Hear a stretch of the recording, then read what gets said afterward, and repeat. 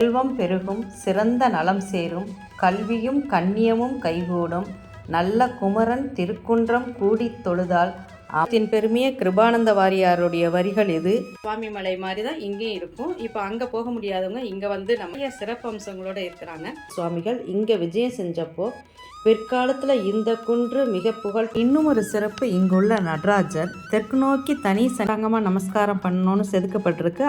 வணக்கம் ஃப்ரெண்ட்ஸ், இன்னைக்கு நம்ம மத்திய சுவாமி மலை, அது சென்னையில் இருக்கு. சுவாமி மலைங்கிறது ஒரிஜினல் சுவாமி மலை. அறுபடை வீடுகளில் 4ஆம் படை வீடு. தகப்பன் சாமியா இருந்து சிவபெருமானுக்கு தகப்பனுக்கே உபதேசம் பண்ணிய இடம் அது வந்து கும்பகோணத்துக்கிட்ட இருக்கக்கூடிய சுவாமி மலை. இங்கே சென்னையில் குமரகுன்றம் அப்படிங்கிற இடத்துல இருக்கக்கூடிய முருகப்பெருமான் ஆலயத்துக்கும் சுவாமி மலைன்னு தான் பேர். அங்கே 60 படிகள், 60 தமிழ் வருடங்களை குறிக்கக்கூடிய தேவதைகள் வந்து சுவாமி மலை, ஒரிஜினல் சுவாமி மலையில் படிகளாக இருந்து புனிதமாக அந்த மலையை காக்கிறதா வந்து ஒரு ஐதீகம். இங்கே நம்ம இன்னைக்கு போகக்கூடிய குமரகுன்றம் சுவாமி மலையில் 120 படிகள்.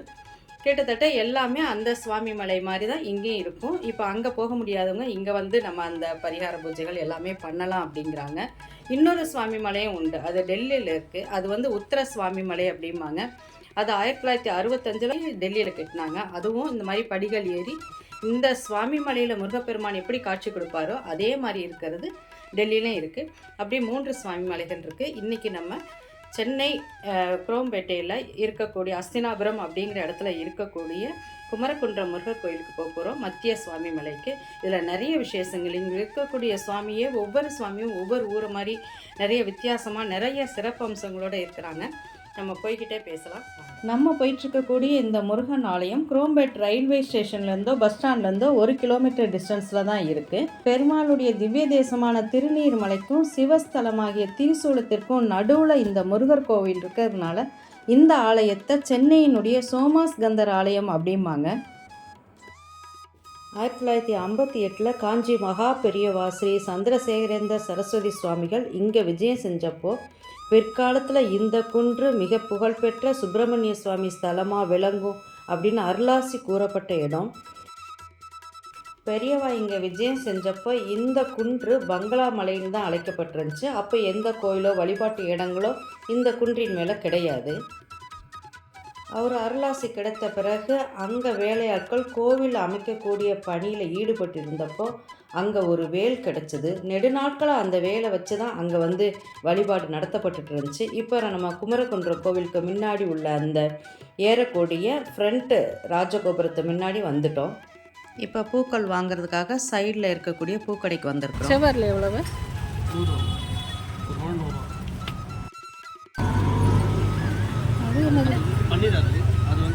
இது செவ்வரளி, இதுதான் 100 ரூபாயா? பன்னீர் அரளி. பூக்கள் வாங்கியாச்சு. இப்போ நம்ம வந்து மலை மேலே ஏறுறதுக்காக ஃப்ரண்ட் என்ட்ரன்ஸ் ராஜகோபுரத்து முன்னாடி நிற்கிறோம். 55 அடி உயர 5 நிலைகள் கொண்ட ராஜகோபுரம். அந்த சிற்பங்களே அவ்வளோ நல்லா இருந்துச்சு. முருகன் திருக்கல்யாண கோலம், முருகருடைய சூரசம்ஹார காட்சி, தசாவதாரத்தில் சில துவார பாலகர்கள், அப்படி நிறைய 145 சிற்பங்களுக்கு மேலே கொண்ட ராஜகோபுரத்துக்கு அடியோடி இப்போ நம்ம வந்து படிகள் வழியாக ஏறிக்கிட்டு இருக்கிறோம். ஆரம்பத்துலேருந்தே சின்ன சின்ன படிகள் தான். படிகளை கடந்து உள்ளே வந்தோன்னா மகா மண்டபம், மிகப்பெரிய ஒரு மண்டபம் இருக்குது. இதை கடந்து போன பிறகு தான் குன்றின் மேலே ஏறக்கூடிய படிகள் வரும். நம்ம போயிட்டுருக்கக்கூடிய இந்த மகா மண்டபத்திலே 2 சன்னிதானங்கள் உண்டு. லெஃப்டில் வந்து ஸ்ரீ சித்தி விநாயகர் சன்னிதானமும், ரைட்டில் வள்ளி தெய்வானை சமேத சண்முகர் சன்னிதானமும் உண்டு. இப்போ நம்ம முதல்ல முழுமுதற் கடவுளாகிய ஸ்ரீ சித்தி விநாயக கணபதியை வணங்குறதுக்காக அவர் சன்னிதானத்துக்கு வந்திருக்கிறோம். கிழக்கு நோக்கி அமர்ந்த திருக்கோலம், எதிரில் மூசிக வாகனம்.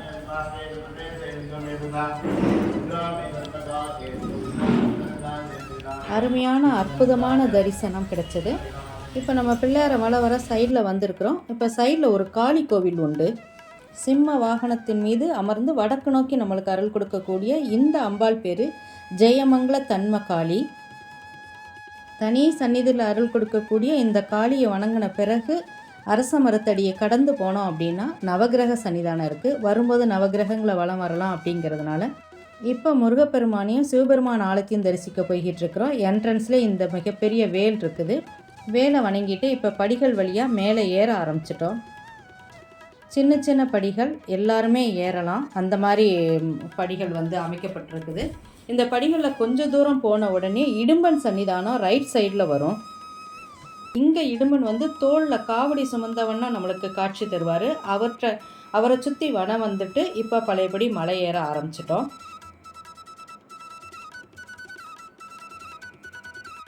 திருப்பி கொஞ்சம் படிகள் ஏறின உடனே லெஃப்டில் மீனாட்சி சுந்தரேஸ்வருடைய ஆலயம் வரும். மொத்தமே மலை அடிவாரத்துலேருந்து மலை உச்சிக்கு போகிறதுக்கு 1/4 மணி நேரம் தான் ஆகும். சைடில் அருள்மிகு மீனாட்சி சுந்தரேஸ்வர் ஆலயத்துக்கு இப்போ நம்ம வந்திருக்கிறோம். திருப்பி ஒரு 10-15 படிகள் இருக்கும்னு நினைக்கிறேன். இது வழியே இப்போ நம்ம ஏறிட்டுருக்குறோம். மிகப்பெரிய முன் மண்டபம் இருக்குது. நேராகவே ஸ்ரீ மீனாட்சி சுந்தரேஸ்வர் தரிசனம் நம்மளுக்கு கிடைக்கிது. ஆவுடையார் மேல் அமர்ந்த கோலம், நாகலிங்கம் அணிந்த திருக்கோலம், பானலிங்கமாக நம்மளுக்கு காட்சி தர்றாரு. அழகான ஒரு தரிசனம். அப்படி இன்னும் ஒரு சிறப்பு, இங்குள்ள நடராஜர் தெற்கு நோக்கி தனி சன்னிதானத்தில் சிவகாமி அம்மையோட காட்சி தரக்கூடிய நடராஜர், மதுரை வெள்ளியம்பலத்தில் இருக்கிற மாதிரி கால் மாறி ஆடக்கூடிய நடராஜர் தரிசனம். இந்த மலையோட நடுப்பகுதியில் சிவன் கோவில் இருக்குது. அருமையான அம்மையப்பன் தரிசனம் முடிஞ்சுது. இப்போ நம்ம மேலே உள்ள சுவாமிநாத சுவாமியை தரிசிக்க படிகள் ஏறி மேலே வந்துட்டோம். 36 அடி உயர கொடிமரம், செப்பு தகடு சாத்தப்பட்டிருக்கு. கொடிமரத்துக்கு முன்னாடி யானை வாகனம். இது சில கோவில்களில், திருத்தணி, சுவாமிமலை அப்படி சில கோவில்களில் மட்டும் இந்திரனுடைய ஐராவத யானை வந்து சுவாமிக்கு நேர் எதிரில் இருக்கும். இந்த திருக்கோயிலையும் அப்படி தான். கொடிமரத்துக்கு பின்புறம் இந்த பிள்ளையார் கோவில் இருக்குது.